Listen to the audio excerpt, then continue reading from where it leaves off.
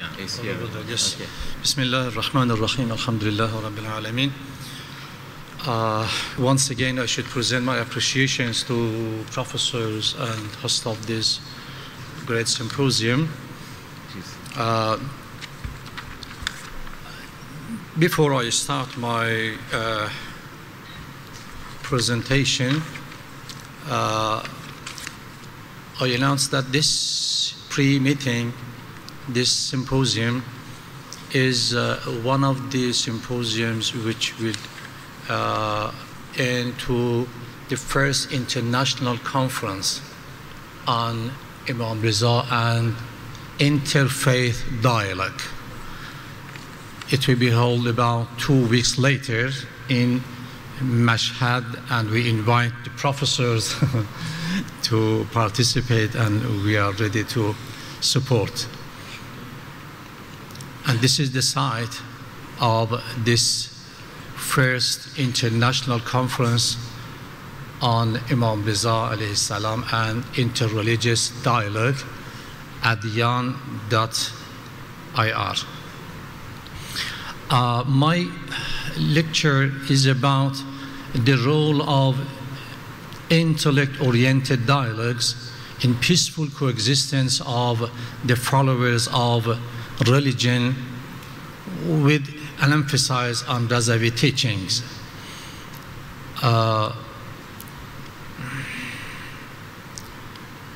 My focus may be on two points. The first about the dialogue, and the second about the rationality. Dialogue, I have written an important article in magazine of HTS of the article of ISI in Pretoria, the University of Pretoria. It's published 2 weeks before, about dialogue and denotation and connotation of dialogue. You know, in Arabic we use the word of al-hiwar, but in English we say dialogue or communication or discuss or chat. Everyone has its important meaning, of course. But if we want to talk about the dialogue, we can say at the very summary, the word dialogue means speaking, starting, expressing, writing, and writing poetry. Philosophical reference have introduced some derivations from this term, but dialogue or conversation, as Eliade in its Encyclopedia of Religion says, this. But al-hiwar in Arabic is a conversation that is face to face and comes to an end without any bias and prejudice in a calm environment. This word has 3 dimensions: color, return, and relation. In Arabic, I mean, al-hiwar. It seems that al-hiwar has been derived from hur, meaning return, and al-hiwar refers to anything exchanged between two individuals in a way that each one listens to the other's speech and respond to that. If one of these two does not respond to the other, there would be no conversation. It's very, very important, as Zubaydi says this matter.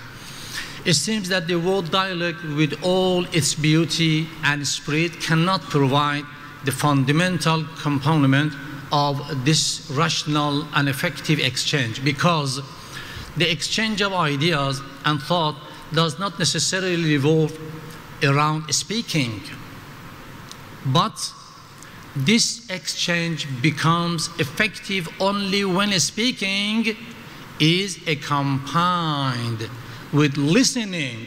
Listening also is very important.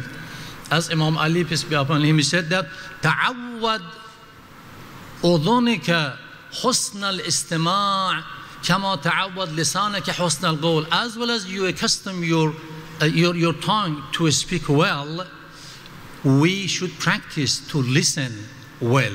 So without listening, we cannot have a good conversation. Listening is important, as well as the speaking. And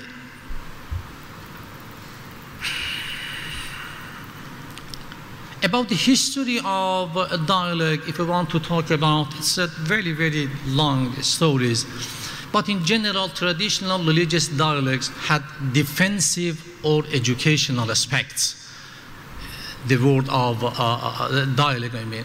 At the beginning of 20th century, particularly after the First World War, caused Christians and followers of other religions to adopt a different method to debate with other religions. It started 1 or 2 centuries ago.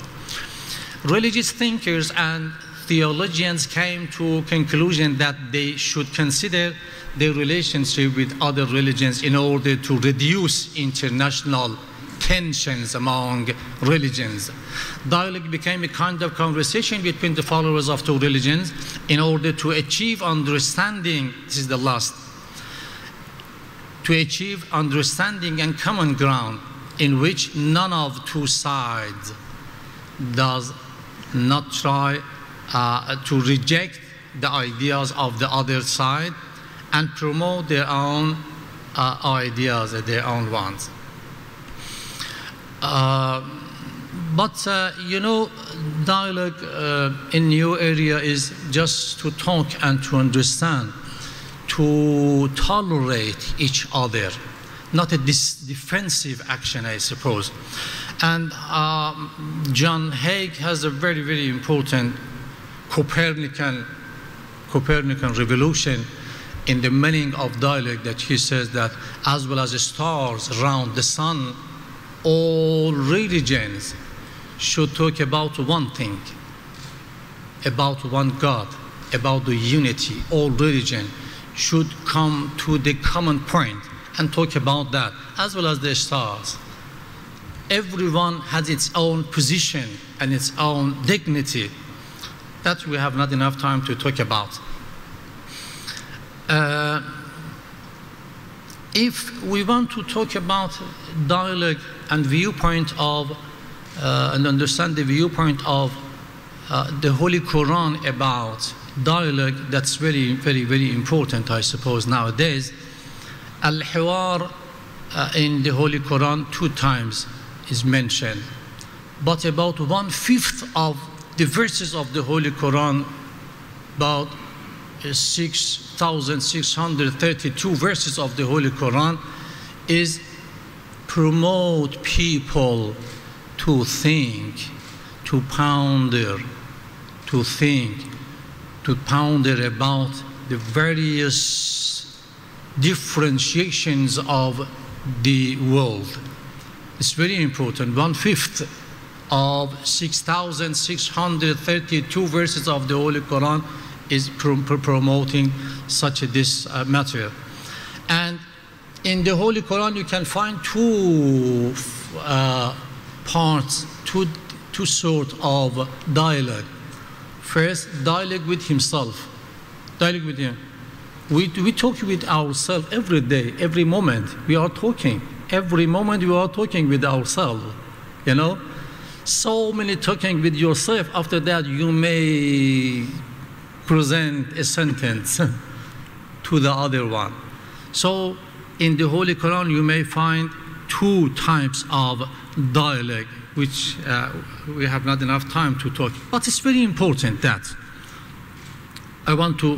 my focus in dialogue from the Holy Quran points of view is this. When we are talking about dialogue, we have such a model. It means that in general, public understanding of dialogue, we have such a model. See, we say that my view is correct. Of course, I am correct. You say you are correct. I am correct. And has a possibility of error myself. And whatever about others, we say that the other's view is right, firstly. And it's possible that it would be correct, the others.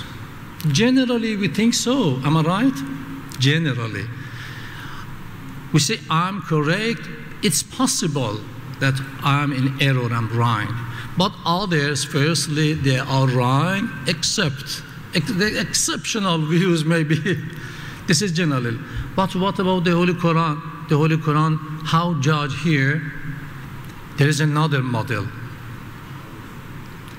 He said that in the verse of the Holy Quran, said, قُلْ مَنْ يَرْزُقُكُم مَنْ فِي السَّمَاوَاتِ مِنَ السَّمَاوَاتِ وَالْأَرْضِ قُلِ اللَّهُ وَإِنَّا أَوْ إِيَّاكُمْ لَعَلَى هُدًى أَوْ فِي ضَلَالٍ مُبِينٍ.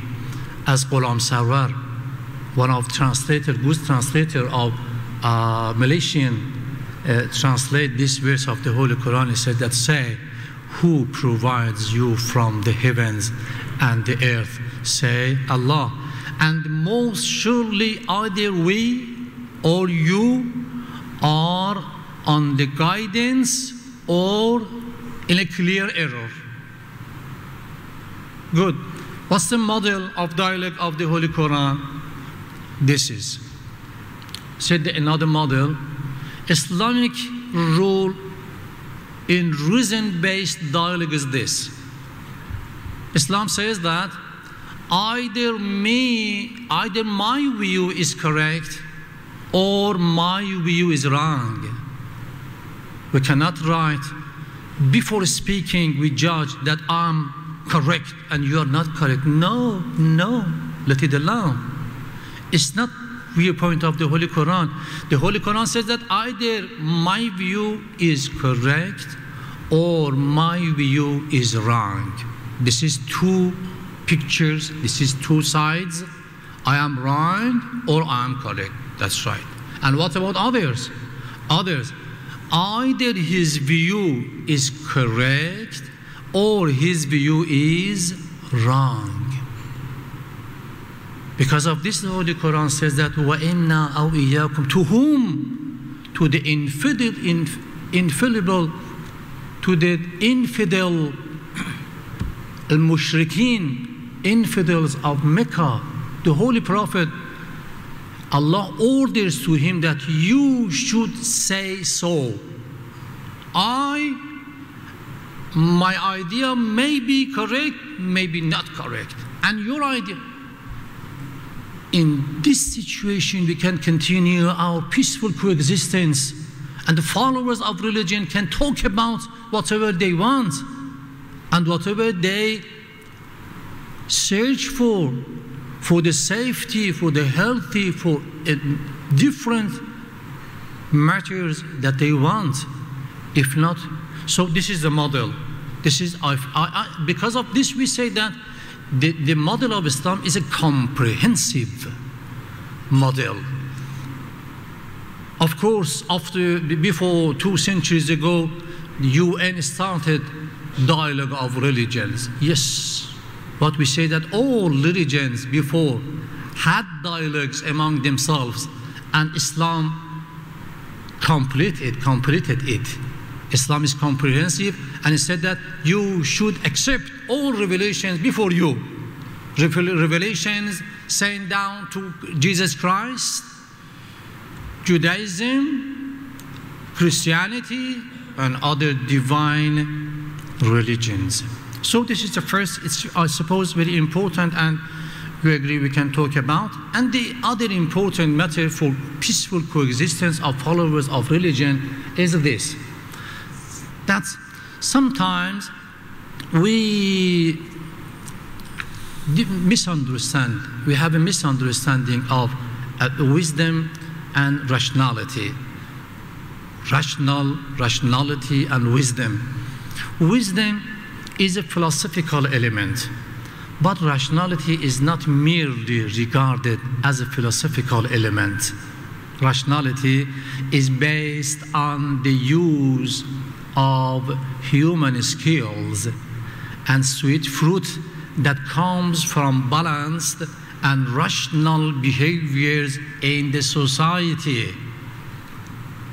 It's different.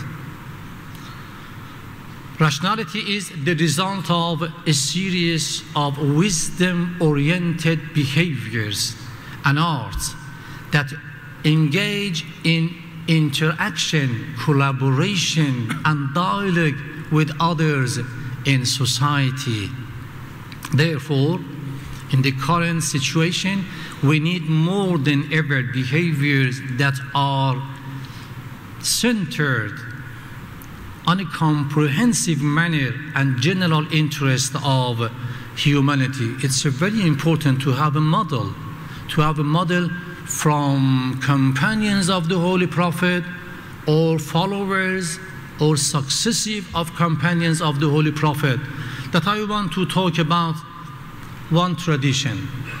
It's very important that before 1,400 years ago, it is said, not today, not today, before 1,000, at least 300 years ago, this tradition is said by Ibn al-Rasul, by son of the Holy Prophet, Al-Imam Al-Rida, son of Qadim, son of Sadiq, and son of Sajjad, son of Hussein, alayhimus salam, and Hussein, son of Fatima, bint al-Rasul, daughter of the Holy Prophet. It's very important.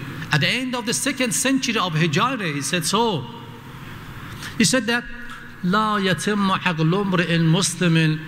You cannot say that I'm a reasonable person until you have 10 characteristics, 10 index. One by one we can talk about, although I have not enough time, I suppose. I don't know whether. The first, peaceful coexistence and the perfection of reason in Imam Riza's viewpoint. He says that the first, Al-khayru minhum ma'mul. He says, hope for his accompaniment and help, or others to be hopeful in his or her cooperation and grace. You know, some people, well, you are in a miserable situation, you have some problem, you say, maybe we contact to that friend, maybe he solve our problem. This is the sign of, this is the index of rationality. Al-khayru minhu ma'mul. He likes to help others. And whenever you have a problem, you say, yes, I contact with him. Let's allow the matters that philosophical people say. Aristotle, something like philosophical. Yes, that's right. But on the ground, we can find rationality. It's very important. This is the first. The second index is people are secure from his wickedness. Sometimes you say that, if you say to him, maybe he rose so many problems for us. He is not a rational personality. He has not a rational personality. Others to be immune from his or her evil and disturbance. This is the index of rationality and rational thinking. Ash-sharru minhum ma'mun. All people are immune of his wickedness. This is the second. And the third one, magnifying other people's little efforts. If you want to have a peaceful coexistence with followers of religions, we should be so. How? Glorifying the slight efforts of others. Maybe your friend helped you. It was a very little effort, but repeatedly you remember and say, thanks a lot, thank you very much. This affection may arouse, may increase. It's very important.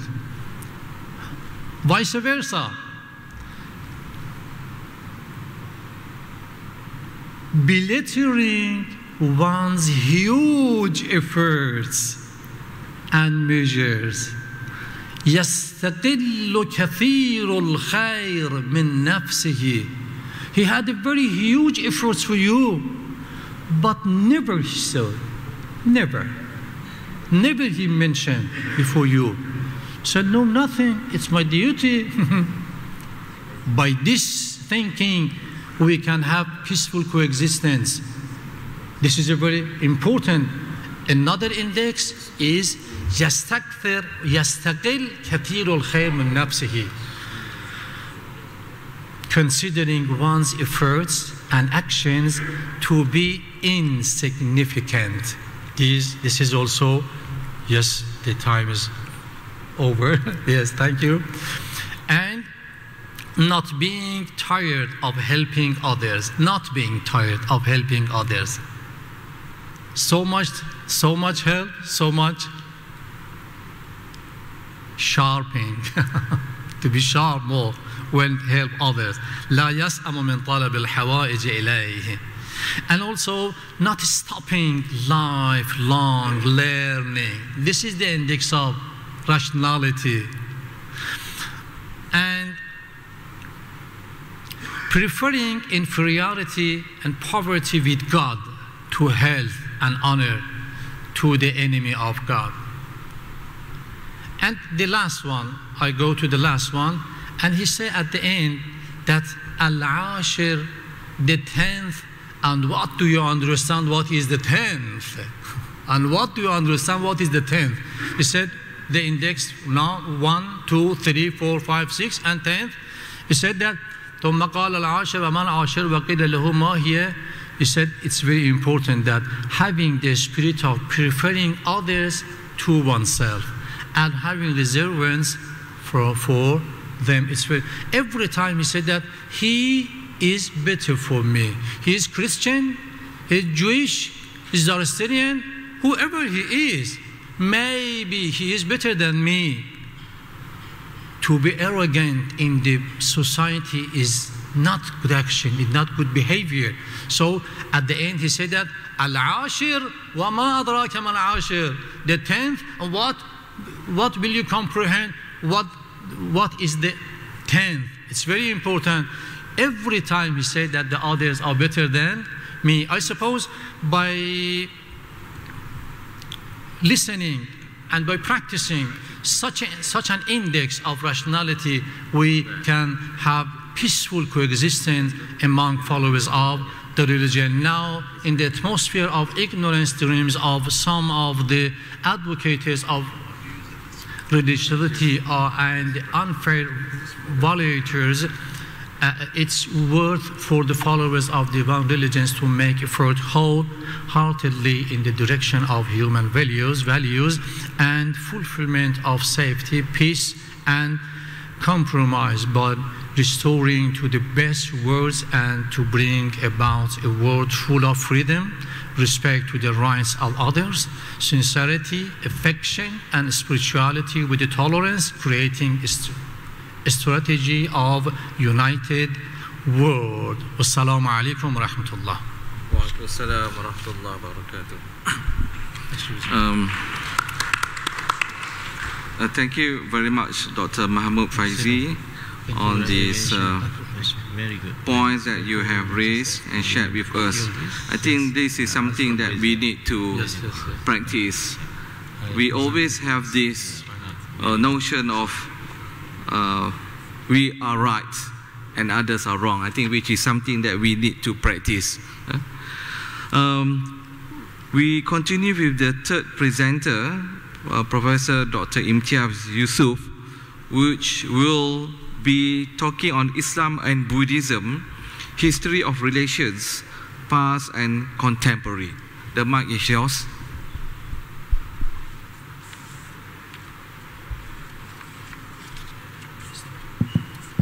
Assalamu alaikum. Assalamu alaikum wa rahmatullahi wa barakatuh. Bismillahir Rahmanir Rahim. Mr. Chairman, Professor Kamali, Professor Chandra, Professor Waizi, thank you very much for inviting me here to talk about the history of Islam and Buddhism, history of relations. I'm an academic, so I'm going to give you hard facts and some of things which will be where you may agree with me and you may not agree with me.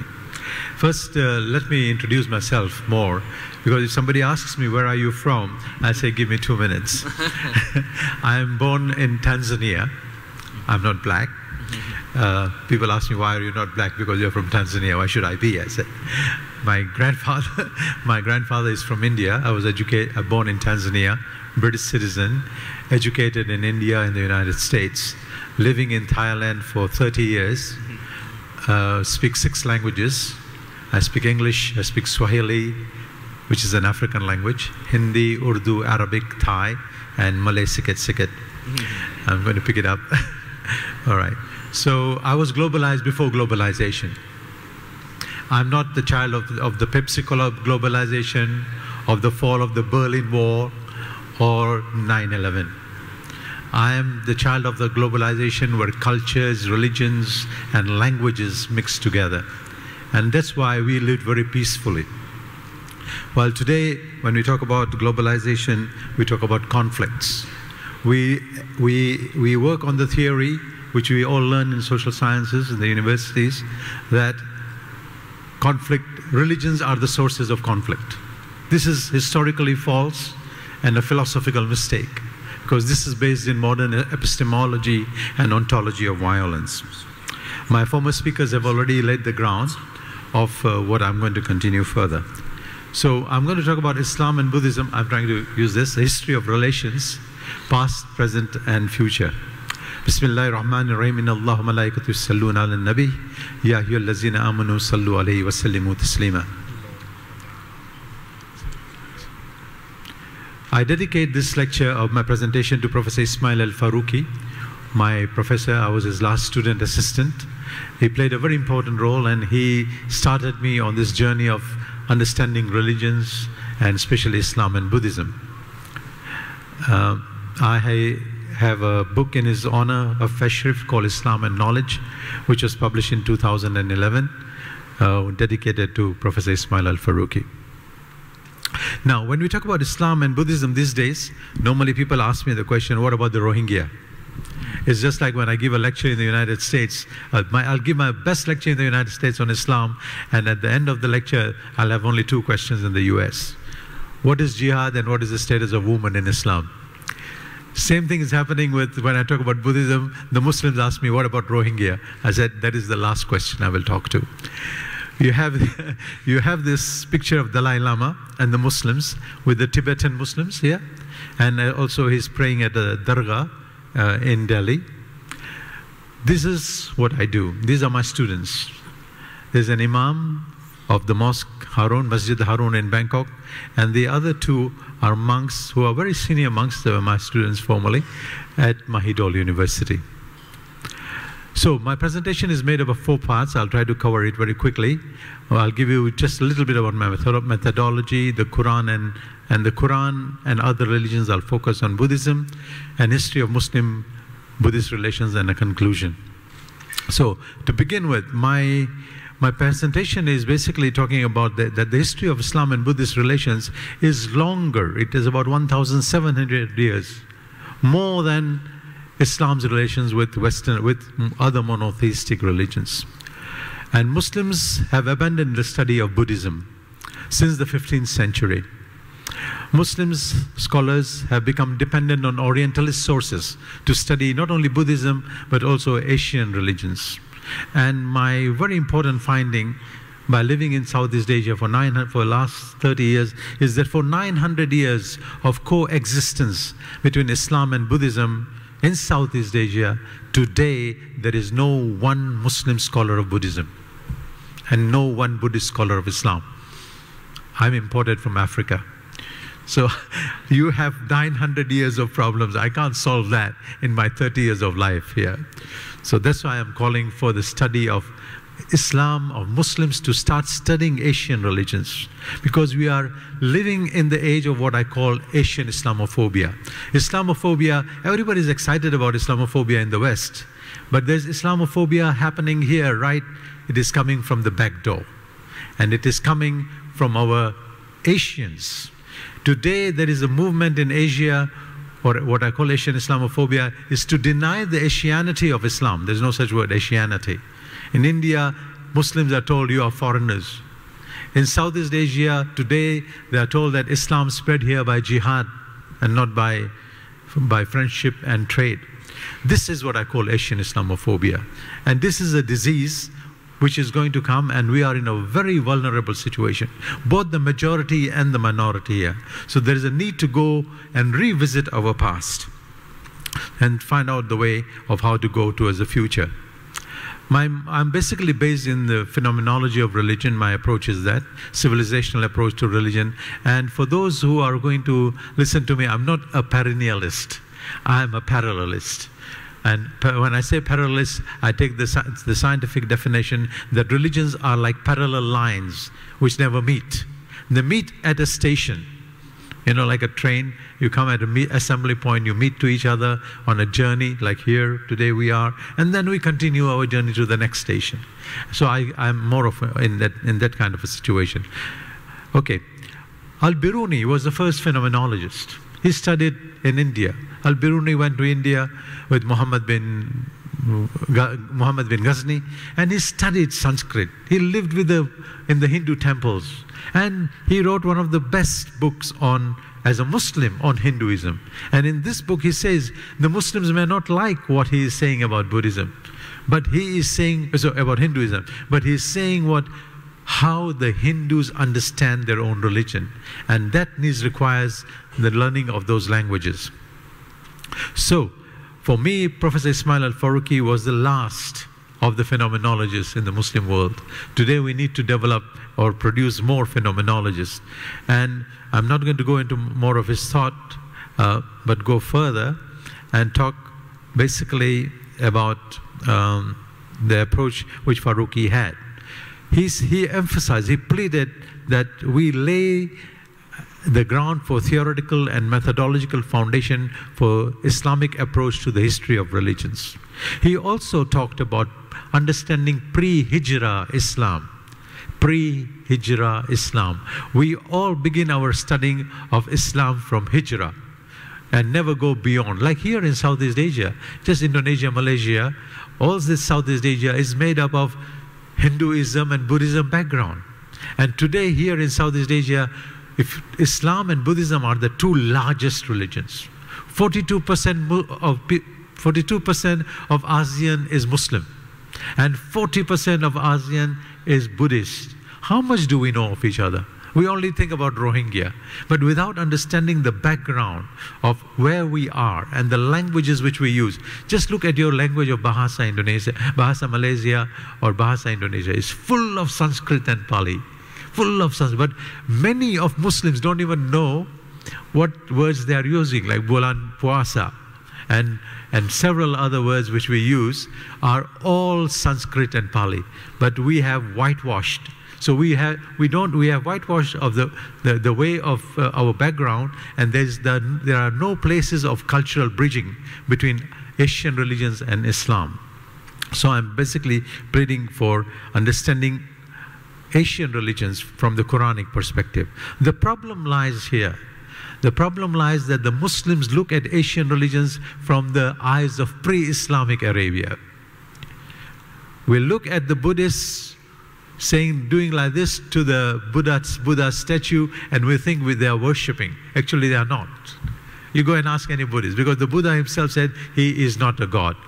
They are just paying homage to a teacher, just like we do. We pay homage or say salam to our teachers. So we have to come out of this baggage which we have, which I call pre-Islamic baggage in our minds, and come to understand other religions, Asian religions, which are Hinduism, Buddhism, Confucianism, and Shinto. Today's Muslims do not know enough about Buddhism. It is attributed, whenever I talk about Buddhism, people say, they are the Chinese. But the Buddha was not a Chinese. I'm writing above this ethnic identification. I stayed in Indonesia several times, and we have to come over this idea that Chinos are Buddhists. You know, Buddha was a very wise teacher. And for me, as I'll go further and show to you, that the Buddha and Prophet Muhammad are the two great liberators of humanity. They are not as we understand them today. So the popular view is that Buddhism is a philosophy and not a religion.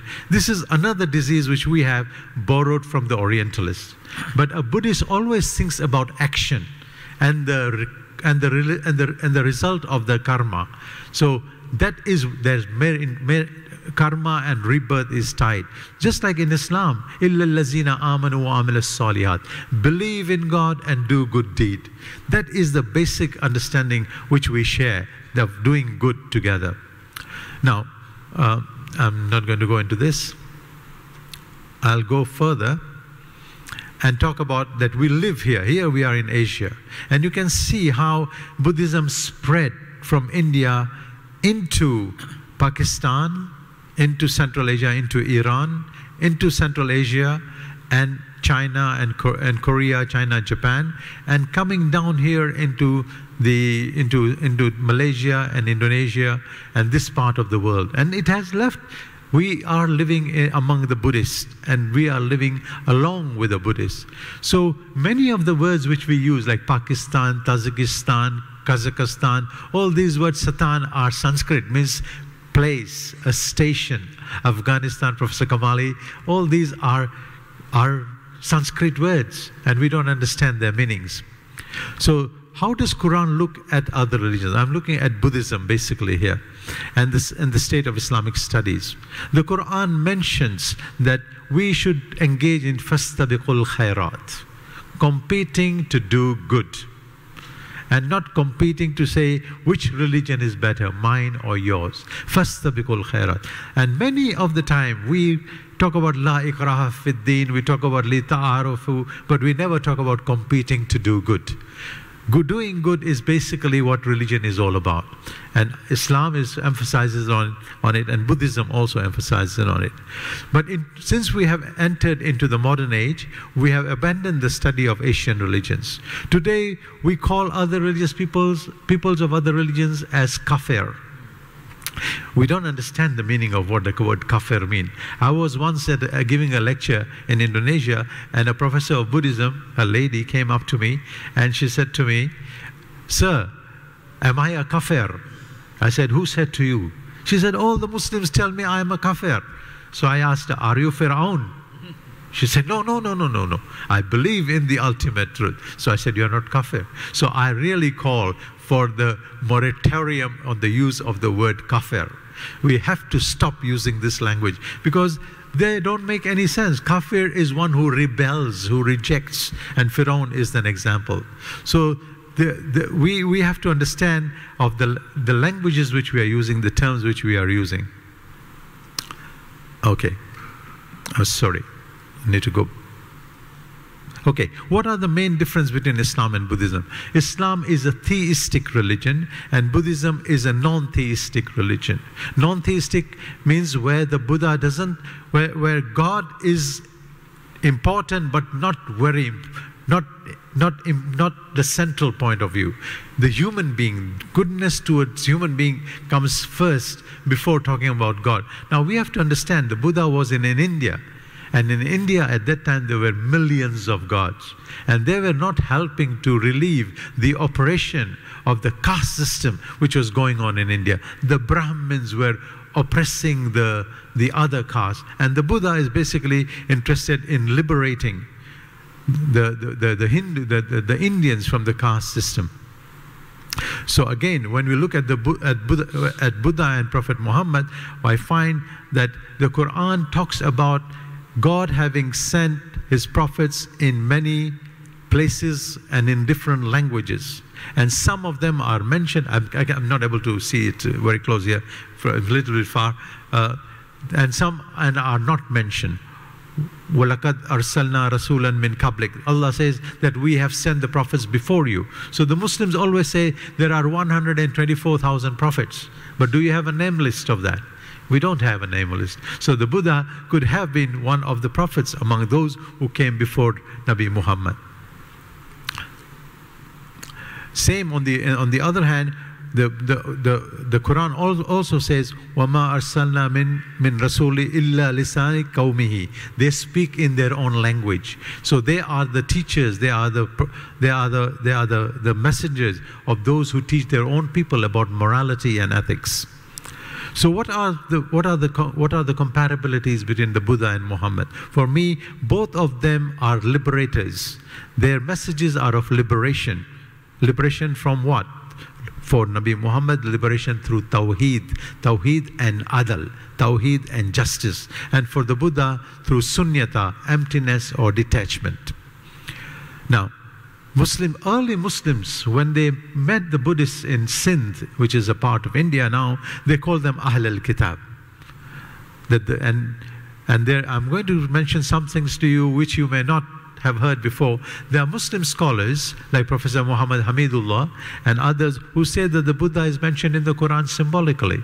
In Surah At-Tin, وَالتِّينِ وَالزَّيْتُونِ وَطُورِ سِينِينَ وَهَذَا الْبَلَدِ الْأَمِينَ. I'm taking this from Professor Hamidullah, Muhammad Hamidullah. Because Professor Hamidullah holds that since the Buddha attained nirvana under a fig tree, and since this tree does not figure in the life of any of the Quranic prophets, the mention of the fig in the Quran is a symbolic reference to the Buddha. This is Professor Hamidullah writing. And he's a great scholar of the Quran himself. And there are other scholars who, you see, because here there are 4 symbols: the fig, the olive, Mount Sinai, and the city. Olive is Jesus, Mount Sinai is Moses, the city or the land made safe is Nabi Muhammad sallallahu alaihi wasallam. So the fig tree is a symbolic reference to the Buddha. Another scholar, an Egyptian scholar by the name of Hamid Abdul Qadir, has written a book on the Buddha, Buddha al-Akbar, Hayatuhu wal Falsafatuhu. He even goes further and says Zulkifl. Zulkifl mentioned in the Quran is a reference to Kapilavastu, where the Buddha is born. And if you read the verses about Zulkifl in the Quran, I'm not able to see very far from here. It says, Huwa ma'as sabirin. Ismail wal Idris wal Zulkifl huwa ma'as sabirin. They were among those who practice patience or tolerance. And the other verse also, it says, Zulkifl is min al akhirin. He is one of those who were among the best, or who tell us to do the best. Now these are what some Muslim scholars are talking about, references to the Buddha in the Quran. Now, history of Islam and Buddhism. Muslim world has been engaging with the Asian religions for a long time, much before the Westerners came here. So if you look at our record is very, very early. We have met the Buddhists since the 7th century, as I said to you, in Sindh, and they were called as Ahl al-Kitab. Furthermore, Islam and Buddhism met together in Central Asia, and Muslim scholars wrote about Buddhism. At-Tabari wrote about Buddhism, and even for me, I think the Pesantren and the Pondoks here in Southeast Asia are modeled on the temple schools, which were here before Islam turned them into Pesantrens and the Pondoks and the madrasas. Al-Biruni writes about Hinduism, but when he wrote, Buddhism had already died in India. But you'll be surprised to know that Ash-Shahrastani, in his Kitab al-Milal wa Nihal, talks about the Buddha and explains what I just said to you before, explains that Buddha could be one of the prophets among those who have come before Nabi Muhammad.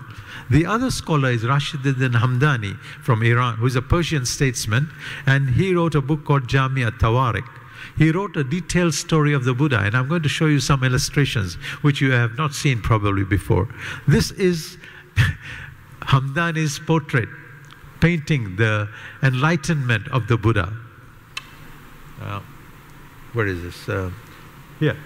This is the Buddha. This is not the Buddha which you see everywhere.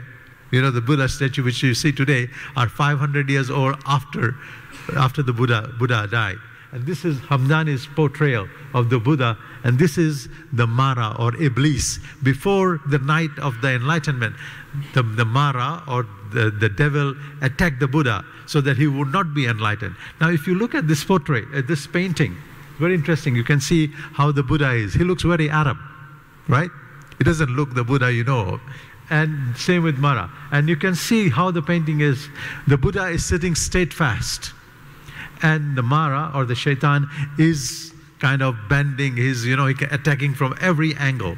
Now this is a Muslim illustration of the Buddha's enlightenment. This is, again, Hamdani drawing the grove, the forest in which the Buddha was enlightened. I think I don't have much time. I'll just show you some few pictures. 2 minutes, okay. The other very important scholar who wrote about Buddhism is Hafiz Abru, and his book Majma' at-Tawarik. He also draws many paintings of the Buddha. I don't have much time. This is the Buddha after he entered after his death and his disciples mourning about him. Let me finish with 2 quotations. One is from Rumi.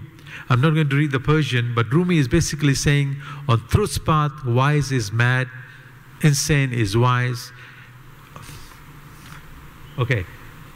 In love's way, self and other are the same. Having drunk the wine, my love, of having been one with you, I find the way to Mecca and Budkhane.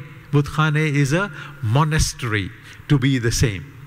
You know the word, even Imam Bukhari, you think Imam Bukhari was an Arab? No. He came from Bukhara. The word Bukhara means Vihara. Vihara means the city of temples, Buddhist temples. So you have to get over the idea that Imam Bukhari. So even his lineage shows that his forefathers were of a Buddhist background. And the last person I'm going to mention here is Iqbal. Oh, this slide is not clear. Iqbal wrote a whole poem on Nanak. But in that poem, this is in Javednama. He praises the Buddha very, very much. It's in Urdu. It's a very, very nice poem. He says the Buddhas came with the message of truth, but the Hindus didn't understand it, and that is the tragedy. So I will stop here. I have much more to say. I can come back later on. Thank you very much.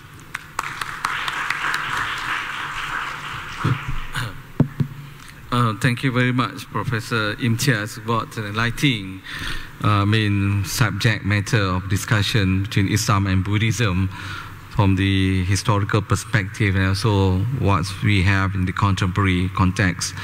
Perhaps I think there must be further questions that you are going to ask to Professor Imtiaz, inshallah. We have our last speaker, Mr. Utaya Sankar, who will be discussing from Vedas to myths how Hinduism teaches universal coexistence. Thank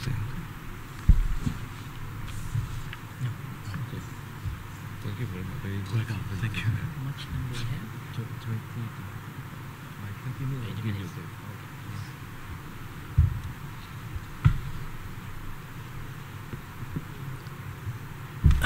Good day. It's always good to be the last speaker of the session and to be the youngest, because the expectation might be lower, and I can say whatever I want. Now, we have heard beautiful things being said, which makes my job easier, because we have already covered about the coexistence, and I'll be looking at the angle from Hinduism. And as the topic says, from Vedas to myth, how Hinduism teaches universal coexistence. To save everyone the trouble, I shall not go into detail about the history of Hinduism, and I will also not go into details of the Vedas, the 3 Vedas, but I do encourage everyone to do some reading after this about the teachings of Hinduism, the Vedas, so that we'll have a bigger understanding. But I'll just highlight some of the points which shows the point of how Hinduism encourages coexistence. And normally, especially in Malaysia, when we talk about Hinduism, we normally look at what has been learned in school about Hinduism, starting with Indus Valley. But I gladly encourage everyone to look into Sangam literature. Another sad thing is that mostly we look at Sangam as purely literature, even among Indians and Tamil people in Malaysia. I encourage everyone to look into Sangam as the teachings of, the earlier teachings of Hinduism before we are introduced to what we know as the Vedic Hinduism. Hinduism based on Veda. We will be talking about myths. I will be explaining some myths to you, because Hinduism is filled with stories, epics, Puranas, stories about religions, about gods and goddesses. But before that, a very simple prayer. which is a very basic prayer in Hinduism. Loka samasta shukino bhavantu.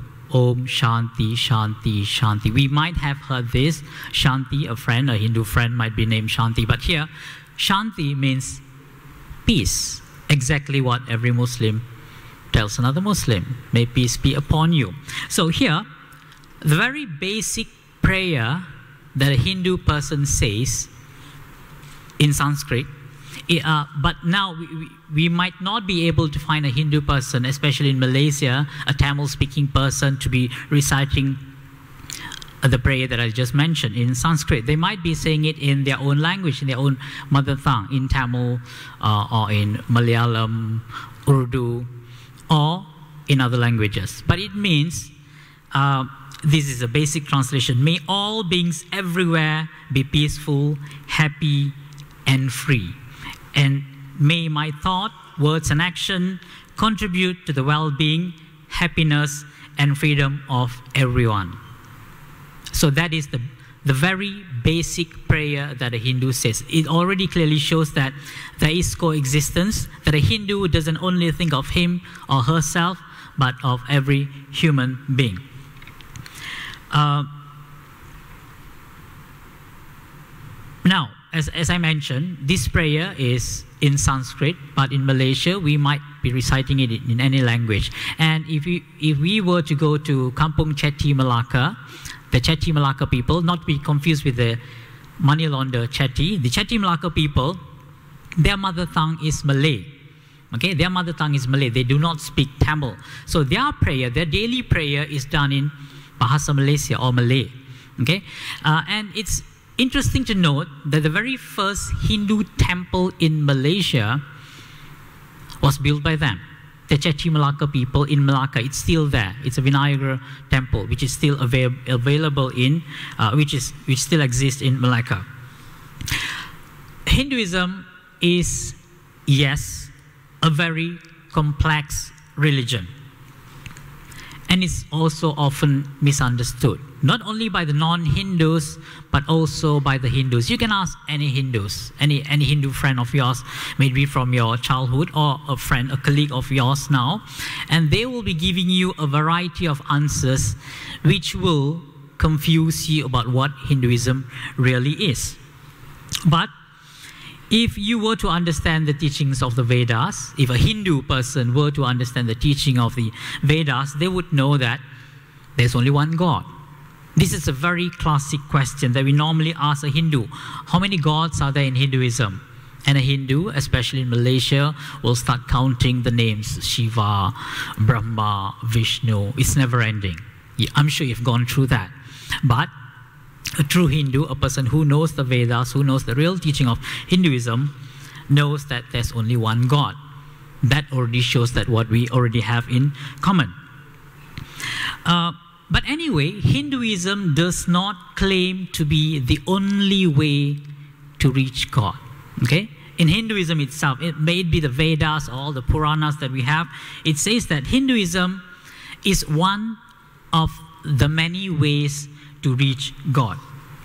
And so, a Hindu should and would be able to coexist with anyone else from any other religion, any other background, any other ethnicity. And they realize that they are following one path. I think this has also been mentioned by Dr. Ian Pias just now. We are following our own path, but our target, or what we are reaching, is the same. So a Hindu should be able to coexist peacefully with his brothers and sisters of any other faith or religion. There is the essence of Hinduism. There is tolerance, there is dialogue, which is very important. There is solidarity. If a person, a brother or sister of another religion is in trouble, a Hindu should be there to show support. There is diversity. Diversity is accepted in Hinduism, and there's also living in harmony and coexistence.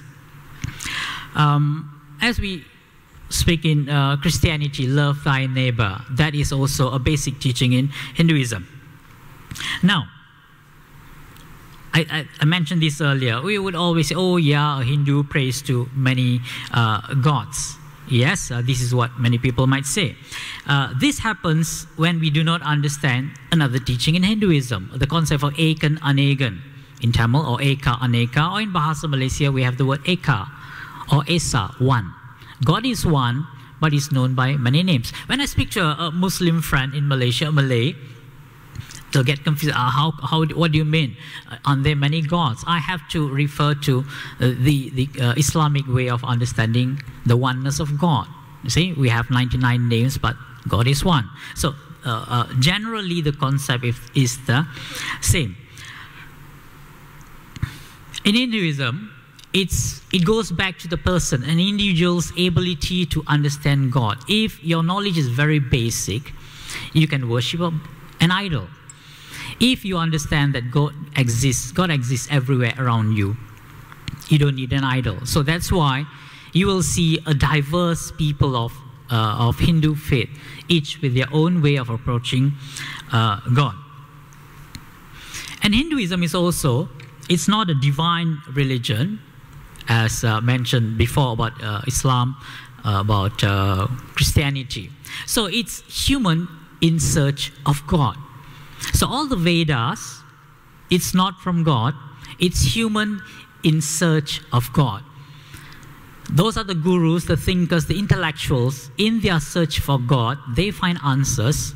We don't know how. Okay, Dr. Imtiaz mentioned about Nabis and Rasuls and Buddhas. We don't know. These people, these gurus might have been one of them. We don't know. There's no certain answer. But because if you look at their teachings, it is basically the same teachings with any other religion, which teaches coexistence, harmony, peace, and whatnot.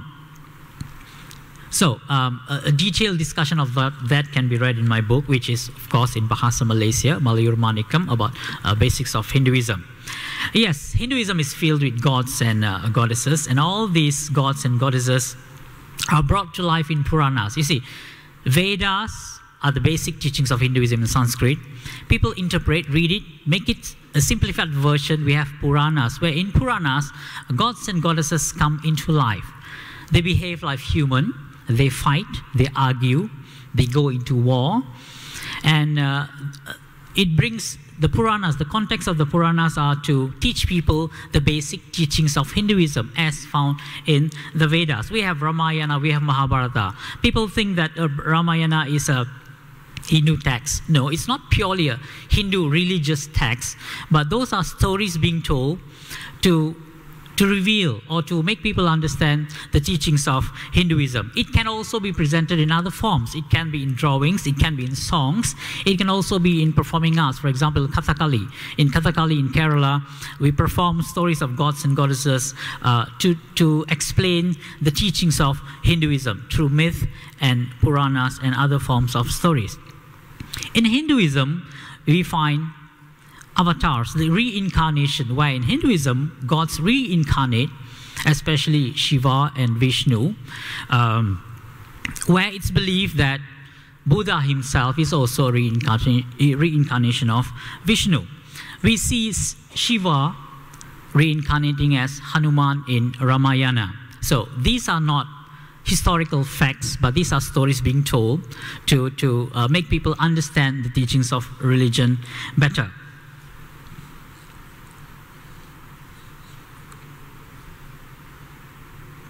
We might ask, why do these gods and goddesses being portrayed to be born as monkeys, as Hanuman? Or we have Vishnu being born as a turtle, a tortoise, as a fish, as a wild boar, and whatnot, okay? We have Ganesha, the elephant-headed god. So we might wonder, why is this happening?